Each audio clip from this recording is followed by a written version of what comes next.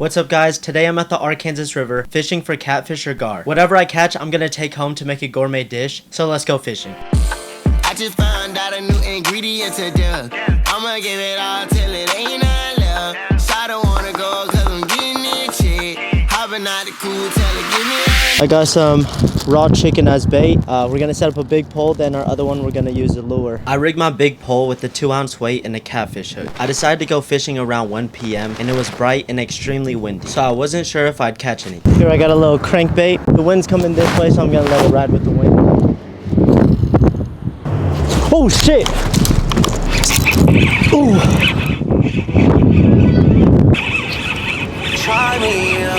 Oh my god. Wanted me to lie, wanted me to cry, wanted me to die. First catch of the day. Check that out, guys. I think this is a channel cat right here. We're gonna keep him for now. If we get something better, then we'll keep that and make some dinner with it. That catch was exhilarating. My first catch in Kansas. I'm gonna throw it right back out. Down here where I caught the last one, I throw it all the way towards that dam. Let's see if we can get another one.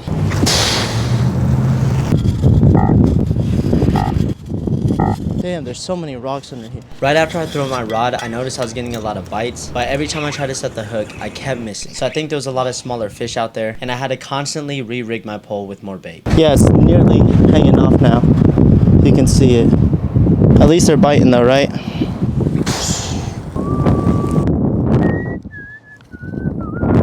I got a fish on, I think.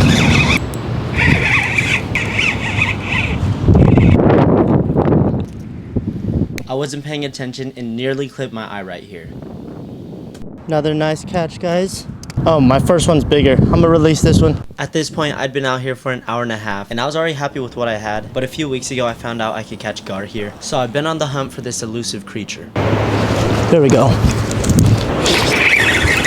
This one feels small though. That one must be a blue cat. This is most definitely a channel cat. This is what's been taking my bait and giving me those tiny bites. The fish are slowing down, so it might be time to go home and start cooking this thing up. I think I got a bite again. This is the last of my bait, so yeah. Seems like a tiny one though, not gonna lie. Oh shit. Okay, might be a big one.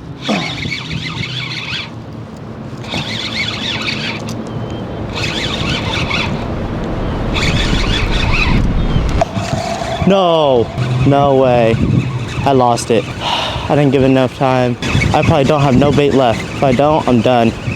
Alright guys, it's been a long day of fishing. I think I'm gonna pack up now. My stepper gon' brush him if I press a button. Too drippy to scuff, The blick in the duffel, it came with a muzzle, so why would I touch it? This is the first catch of the day, and I've never cleaned a catfish before, so my dad said he'd give me a demo. He starts off by washing the fish, then sharpening his knife because he says it needs to be really sharp. Cut around the skin here. Make a thin cut all the way around the head so that you can peel the skin off. Oh, it stinks. Cut it through the stomach so it kind of peel it. And the black stuff inside the body is what makes the catfish stink, so you want to wash that out. After, you can remove the fins, and at this point you could fillet it, but I told my dad I'm trying to make this Vietnamese dish called gác gao, so he's going to prepare this a specific way. About 3/4 of an inch. Come out. Yeah, that's exactly what I want. I think I'll probably use the tail pieces. I think it looks nicer than the... Yeah, use the nice piece. Really good meat. Look at it, round meat right there. I also told my mom that I was making this dish, so she pulled out this pre-made seasoning. Mind you, I hate pre-made seasoning. I like to make it myself so I can actually learn the dish. But you know, you just gotta listen to your mom sometimes. Then you add the rest of the seasoning. You add nước mắm at the very end. Okay, I'll look up some recipes and I'll figure it out tomorrow. So we learned how to cut the fish and how to season it. Now it's time to start our gourmet dish. Medium-high heat, oil in the pan, and we're gonna sear these off. And while this is cooking, we're gonna slice up a shallot. Very fine chop. I think these are seared enough. We're gonna turn the heat down to about medium. Flip everything. Add some sugar to the oil. The caramelized sugar is what's gonna give this sauce a dark brown color. We're gonna add in the shallots. These shallots are getting translucent at this point. Now we're gonna add in some water, turn the heat on low, and let that hang out for like 10 minutes. Curly green onions. I don't know how to cut these, but I know I want them. These are actually pretty simple. 2 to 3 inch batons. Stack them on top of each other and make thin long cuts. Ice on top. This should curl them and firm it up a little bit. Our sauce is going. We're gonna add 1 red chili to it. We're gonna be making an aromatic oil to drizzle on top, get a little extra something going with it. This is a bag of old like green onions and cilantro that I cut up. We froze it so that it doesn't go bad. Let's get some chunks in here. A little bit of oil going in. And now we're gonna blitz it. I think by now this catfish should be cooked all the way through. And the residual heat is gonna thicken up this sauce. So I'm gonna set it down on our cutting board, switch stations. And we're just gonna cook this just for a little bit to release some of the chlorophyll. And then we're gonna strain it and get a beautiful green oil. All right, it's starting to bubble a little bit. I forgot I also wanted to add some ginger to this, so it's some ginger scallion oil. But I only have frozen ginger. The rest of the ginger. Got a little tea strainer. We're gonna separate this oil, press it through. Now look how beautiful and green this oil is. This is gonna be a beautiful contrast on our plate. Leftover rice, I'm gonna throw some of these in here.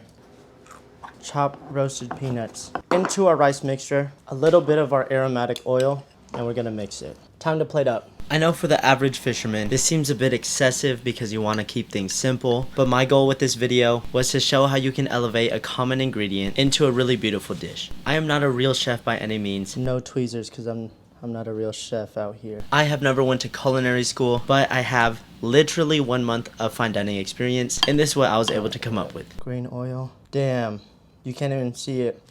And to top it off, we have some fried garlic right on top of the rice. And there you have it, guys. A gourmet dish from a common catfish that you can find every single day of your life. And it's about to taste beautiful. Oh, I gotta get a picture on my snap first. Yeah. Damn, it's off center. Nope. Hugh, you done it again. Catfish does have bones in it. Oh my gosh. Look at that. Look at how moist that is. Perfectly cooked. Flaky, a little firm. Yeah. There's the most perfect catfish you've ever seen. That's hitting. Rice blend, delicious, nutty, fragrant. Bones in the middle, full side, right here. No bones, pure meat, pure deliciousness, fatty, soft. Damn, I just forgot an ingredient. I was supposed to put fish sauce in here, but I think it's fine. It would make it a little bit more savory. Since I added the sugar, it adds that sweetness and the balance, and this fish has been marinating for almost 2 days now. I don't think it really needed that much more salt. It would maybe add some more umami. If you guys want to see me make some more gourmet dishes with common fish that you can catch in your ponds, subscribe, give me some suggestions in the comments. Thank you guys for watching. See you next time.